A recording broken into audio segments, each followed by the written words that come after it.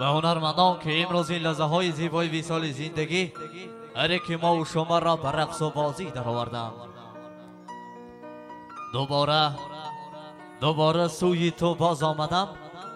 سلام عزیزم. دوباره سوی تو باز آمدم. سلام عزیزم. دوباره زمزمه ساز آمدم.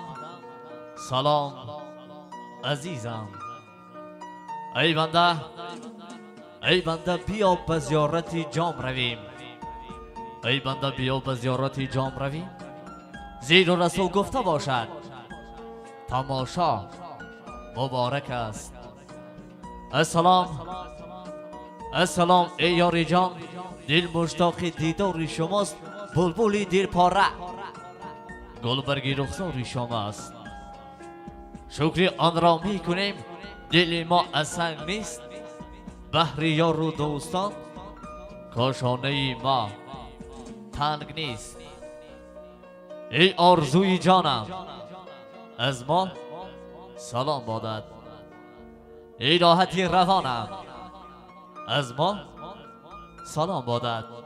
ای لطفی لایزالی در غایتی کمانی. ای باد انبری روی گر بگذری از این کوی. ورگوشی داماد و عروس گو از ما سلام بادش. سلام گویم اول نامی خدا گویم و پیغمبر دعا گویم. اولا سلام علیکم مهمانان از دور و نزدیک آمده.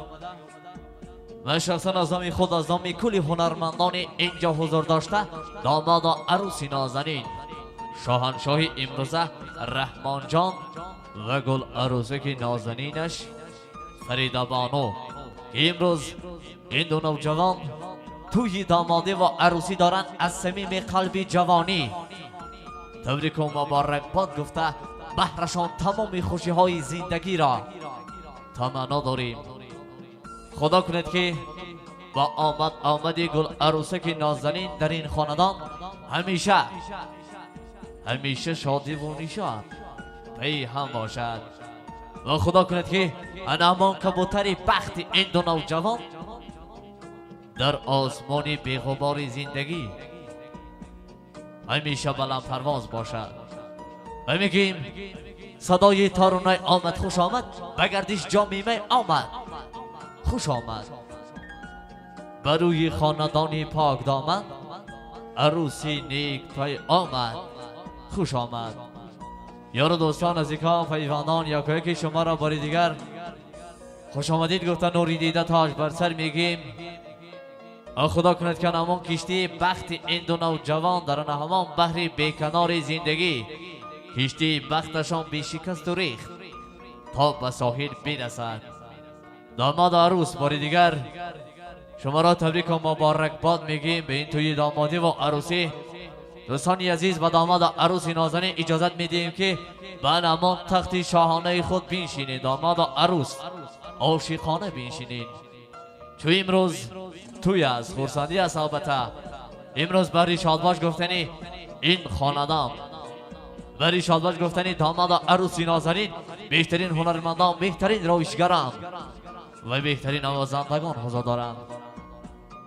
همه با اسباب‌های تکنیکی و نفسی و ضربی تحت راهبری یک هنرمند مردمی تاجیکستان، هنرمندی که با سرودهای عاشقانه و عارفانه خویش در دل مخلصانش، در دل یکی ما و شما راه یافته است.